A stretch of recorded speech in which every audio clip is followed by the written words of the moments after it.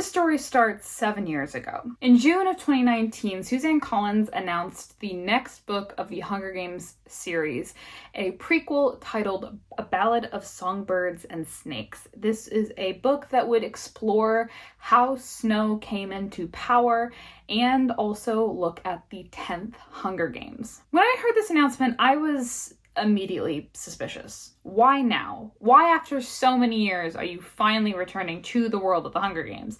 And furthermore, why Snow? Of all the characters that people want to see and explore the backstory of, the villain, the evil dictator is not really one that we want to try and gain sympathy for. A year later, the book comes out, and I don't read it because I'm still suspicious of it, but I do watch one review of it, and this review basically says it's not very good. They say that it's not super well written, that it's not very interesting, that we don't really see any sort of development of Snow's character, that he's just sort of already awful, and basically it has poor characterization, boring storylines, and just generally not very interesting. So I wrote it off. I didn't care. I didn't read the book, and I figured, okay, I was right. It's just not a very good book and feels more like a cash grab than anything. And then a few years later, in 2023, the film adaptation of A Ballad of Songbirds and Snakes comes out, and suddenly everybody loves it. And I was confused because I thought we had agreed that it wasn't a good book, even though I hadn't read it. But apparently now people really liked it. And I still, to this day, have not read that book because I just have this feeling that it isn't going to be very good. It's now June 2024, and simultaneously announcements are made for a new book and movie in the Hunger Games universe. This one titled Sunrise on the Reaping, following Hamish Abernathy and the second Prequel Hunger Games.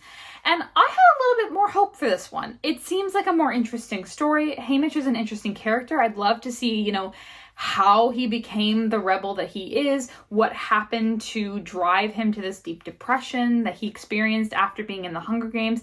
That would be really interesting. And seeing the former Prequel would also be very interesting. But I'm also very suspicious because it's weird for a book to have a movie adaptation announced before the book has even come out, before people can even decide whether it is good or not. I mean, we all gave Alex Astor so much crap for having a movie deal for Lightlark before it had even come out, but I figured I'd give it the benefit of the doubt, and I decided to borrow it from my local library and give it a read, and I was disappointed. This book was such a letdown and a masterclass in how to not do a prequel. It falls into all the classic traps of being a prequel and just feels like it has no heart. I could not attach to it. And I thought there must be other people who feel the same way as me, but when I go online and I look up reviews of this book, everybody loves it. I feel like I'm losing my mind. So, if you are someone who loves the book, I apologize in advance. Actually, I don't apologize. I stand by everything I'm about to say. But if you're someone who's like me and read the book and was disappointed by it, welcome to the pit that we all scream our emotions into. Here's everything that I had issues with in Sunrise on the Reaping. Prequels are really hard. I'm going to just say that right off the bat. And oftentimes they are not very good. And that is because they fall into what I refer to as the prequel trap, which is it's hard for a character to go through a complete character arc if you've already seen them go through a character arc. I think a great example of a piece of media that does this poorly is the Han Solo prequel. Han Solo in the original Star Wars series goes through this arc of being this very independent, self-serving contractor who has no real interest in pushing back against the Empire other than just being a smuggler, to being someone who is actively involved in the rebellion. And that is sort of the arc that he goes through. He learns to start caring about people other than himself. The Han Solo movie, he learns the exact same lesson. And it's like, did he just forget it in between those movies? Look, guys, I'm a Star Wars fan, and no one hates Star Wars more than Star Wars fans. This book had the opportunity to avoid the prequel trap. It had the opportunity to show characters who were so downtrodden and lacking hope about the situation they were in to becoming the rebels that we see in the original Hunger Games series. It would be so easy to do that. I mean, we see that with Katniss. We see Katniss rebelling in small ways and then becoming the face of a huge rebellion when she doesn't really want to do that. How hard would it be to do something similar with Haymitch? You basically have the formula right there. But instead what happens is that every single character is already a rebel. Every single character is already wanting to rebel. Every single character is so open about the rebellion, which is something I will get to in a later section of this video. And the problem with that is that the original Hunger Games books are characterized by the rising of the rebellion. And if a rebellion has already happened 25 years prior, well, there's not really anything to rebel against. That's the problem. If you want to show rebellion, it has to be a failed rebellion, and it has to be quashed because we know what Snow does to people who rebel against him and his government. But yet these people are still here. So we have to assume that they are not caught, because what other reason would they have for being there? Another problem that prequels often have is that they will show you characters from the original series and expect you to be happy just to see them. That is exactly what a lot of the Star Wars shows have been doing, and that is exactly what this book does. Every single character from these original series that you should be excited to see, it doesn't make sense for them to be there. And it's just a situation of me reading through the book and then being like, look, it's Mags. Look, it's Wyrus. Look, it's BT. Look, it's Plutarch. You remember Plutarch. Everybody knows Plutarch. Look, it's Effie. Even though she's for some reason not, a public figure, but she just happens to be related to the stylist in training who's assigned to you, and she just happens to be able to save the day, but then for some reason isn't promoted to becoming a stylist, but instead is promoted to become the face of your district for the reaping? Look, it's Lucy Greybeard. Well, it's not Lucy Greybeard. She's dead, but we mentioned her. Aren't you glad that we mentioned her? Aren't you just glad to see her name? It's so irritating because it feels so infantilizing. It feels so condescending to just be like, look, it's this person. It's this person. It doesn't make sense. Why on earth are these people here other than for you to just be like, look, it's this person again? Why not introduce new characters? That is something that you should be able to do, and it's something that is often successful. I'm gonna go back to Star Wars again. The one good, prequel movie that was made was Rogue One. That movie is good because all of the characters in that movie are unique. They are new characters. It is a story that can stand up on its own. If you are relying on your audience knowing who people are and expecting them to get excited simply because someone is present, then you are subjecting us to that thing from 90s sitcoms where the audience cheers because someone shows up without them having done anything. And that is cheap and unimpressive. There's a lot of things about this book that just doesn't make sense. There's a lot of plot holes, and a lot of it has to do with Plutarch and the characters who show up for no reason other than to be recognizable. Plutarch is the big one. Why is everyone so openly talking about the rebellion? Everyone is so openly talking about rebellion when we have set up the fact that there are cameras, that there are microphones, that they are constantly being watched and listened to.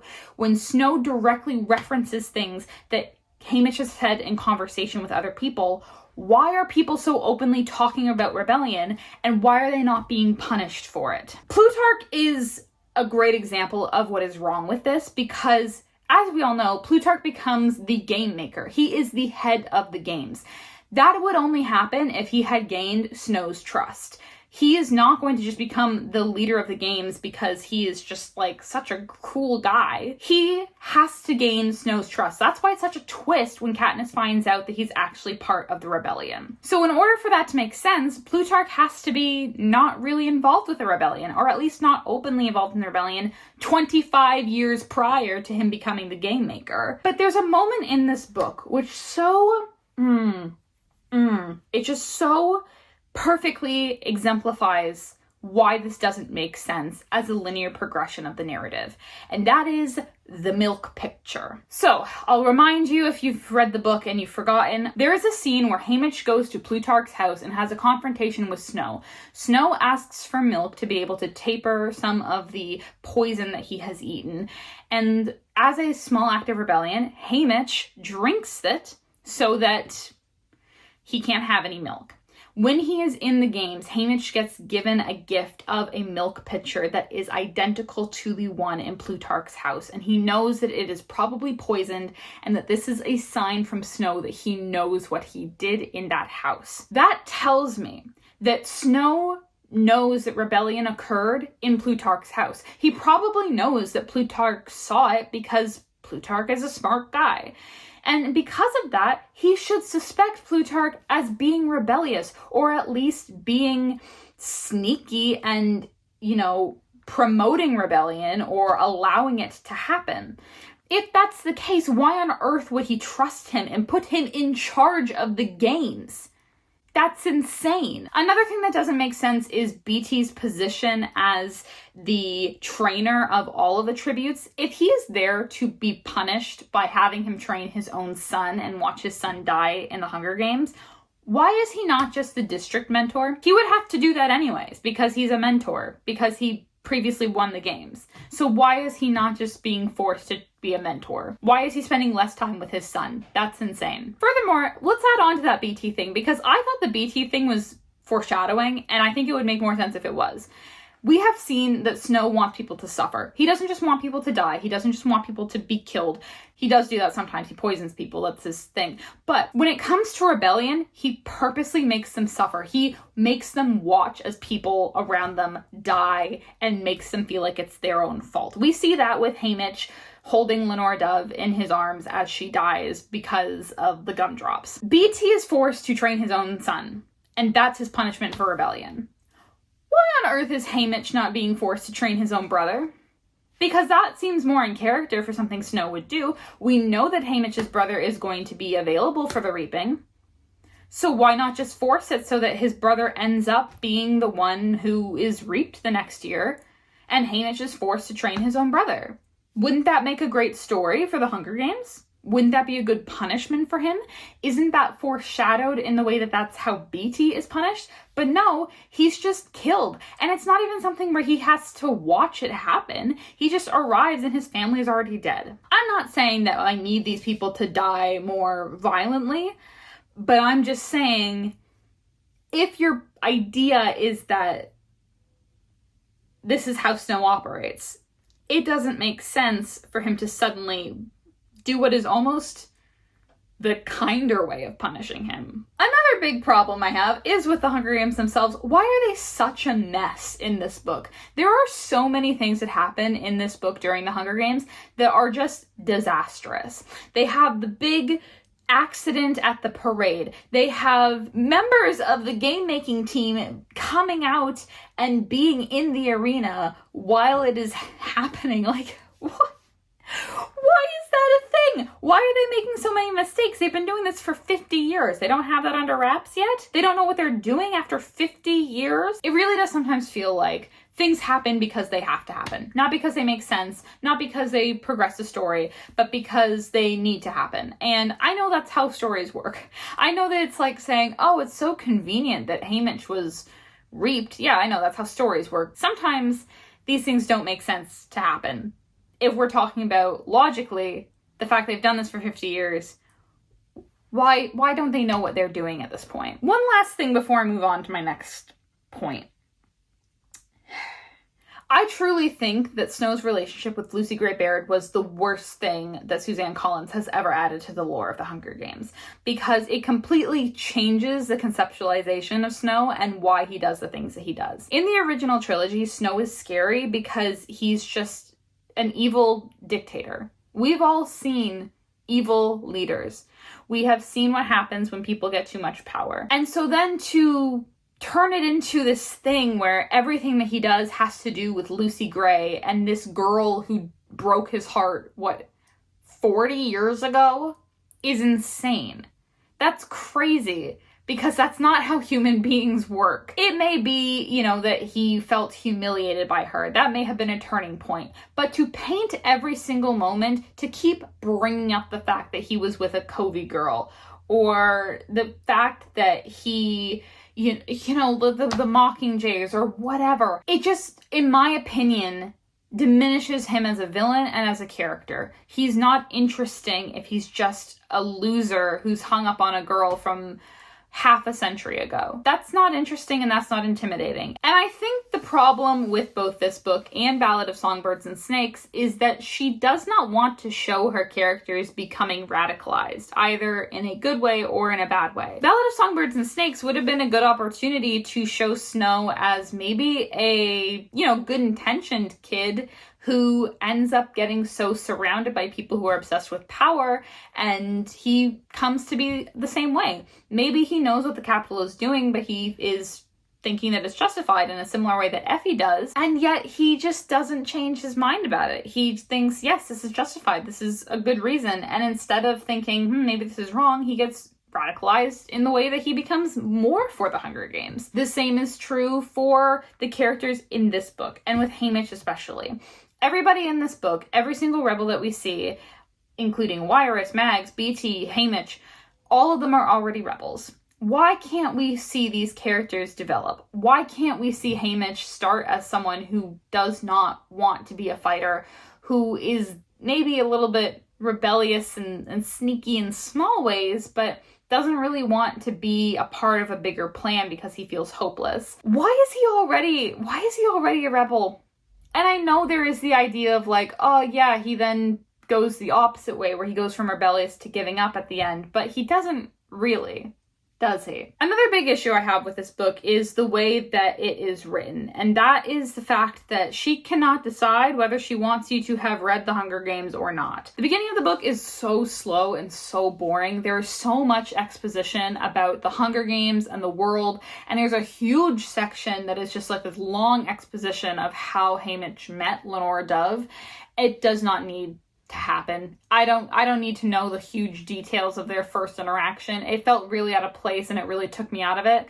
If you wanted to include that story, you could have included it in bits and pieces when it was natural. They meet in a tree. Maybe he remembers her when he's in the tree with the little girl during the Hunger Games. That would have been a good place to bring it up, maybe. But the exposition about the world and about the Hunger Games felt kind of annoying because it really felt like I was expected to not know this already. I was having the Hunger Games described to me and I was like, yeah, I know. I'm pretty sure everyone reading this book knows. So in those moments, it felt like this book was intended to be read independently, but then there were also moments where it felt like you were expected to know things. Like the fact that we were introduced to Nags and Wiress and BT, I keep bringing up, but they're introduced in a way that is clearly meant to be significant, and yet it doesn't work if you don't know who these people are already. They're expecting you to know the lore of the Hunger Games. And the same thing with the epilogue. The epilogue of this book includes Haymitch in, I guess, present day at the end of the original trilogy, describing experiences with Katniss and Peeta post-Mockingjay. And there's no explanation as to who these people are, so you're just expected to know who they are. So which is it? Am I supposed to know the Hunger Games, or am I supposed to not know the Hunger Games? You gotta make a decision and you have to write accordingly. My final big issue with this book is the way that it does not add anything to the Hunger Games universe. It adds nothing. I've seen some people online talk about how this book is an exploration of propaganda in the Hunger Games universe and the way that propaganda can be effective, but that's not new.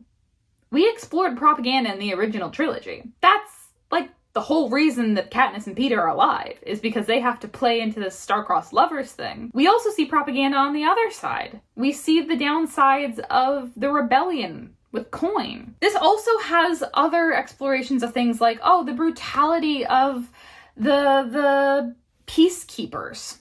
We've already explored that. We explored that in Catching Fire. What about the punishments of Snow? How cruel he can be. We've seen that too. We've seen that through the entire series. This book does not add anything new to the conversation. We know all of this stuff, and it just ends up feeling unnecessary. It just ends up feeling like, well, my book books were super popular, and I feel like I could make some more money off of this, and it's been, 20 years almost at this point. Let's release another one. Honestly, I think a lot of people have been tricked into caring about this. I know that's crazy. I know if you are someone who's a fan of this book and you're watching this, you're fuming with anger and you're thinking, I haven't been tricked. What are you talking about? But think about it. This book was announced in tandem with the movie being announced. We had a cast list for this movie so early on, meaning you got to read the book with this star-studded cast in mind as you were picturing the characters. That's insane! That's an insane way to promote a book. And on top of that, this relies so heavily on your nostalgia that I think people truly aren't reading it in a way that is analytical. And here's the thing. I'm not going to be someone who thinks that you have to read every single book through an analytical and critical lens. I get it. Sometimes you want to read a book for fun and you don't want to have to analyze it. I do that sometimes too. But when you're talking about something like The Hunger Games, something that has always had such heavy political topics involved, something which introduced, I think, a lot of young teens to the ideas of rebelling against an oppressive government and how complex. I reread The Hunger Games and I get something new out of it every single time. That's not something that you can just look at and be like, oh, a fun little story about Haymitch. There's gonna be more deeper messages, or at least there should be, because this one just didn't. Honestly, I was really let down by this book. I thought maybe it would be good. I thought maybe it would be interesting. But ultimately, there's no development of these characters. They're basically the exact same characters that you have in the originals, and that is one of the biggest traps of prequels. You need to have character development. You need to have something interesting happen for your characters to be compelling enough to follow. And if you already have them going through that development later on in their life, then it's just not going to be interesting. I want to know why Haymitch decided after losing everything to put hope back into the rebellion. I don't get to see that. I'm not left with this sense of lingering need for justice. I don't get to see him become radicalized by experiencing the brutality of the biggest Hunger Games ever. It's just sad, because the Hunger Games has such a great legacy that to see the way that it's been going since then is disappointing. And if you're a fan of the Hunger Games, all the more power to you. I hope you really enjoy the movie when it comes out. I won't be seeing it personally, but I hope that you enjoy it. And I hope that you find more joy watching that movie than I found reading this book. Though that shouldn't be hard, because frankly, there are very few things that I found less joyful than reading this book.